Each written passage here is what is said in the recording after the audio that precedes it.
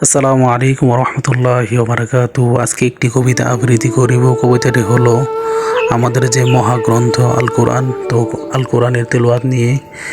কবিতাটির নাম হলো কোরআন তেলাওয়াত। কবিতাটি লিখেছেন তাওহিদ আল মামুন ভাই। একটি হরফ পড়বে যেজন কোরআন মাজিদ থেকে, 10টি নেকি পাবে সেজন রসুল বলেন ডেকে।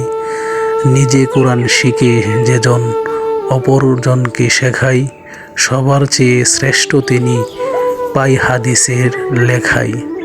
কিয়ামতের কঠিন দিনে আসবে কোরআন কাজে, এর সুপারিশ হবে কবুল কঠিন সময় মাঝে।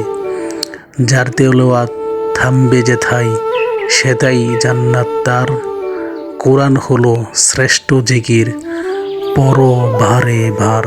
শোনো শোনো মুসলমান, তোমার বুকে আঁকড়ে ধরো আল কোরআন।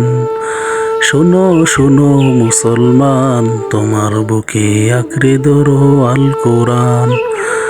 কোরআন হলো মধুর বাণী জান্নাতেরই সুর, যার বুকেতে কোরআন আছে হাসে সুমধুর। শোনো শোনো মুসলমান, তোমার বুকে আঁকড়ে ধরো আল কোরআন।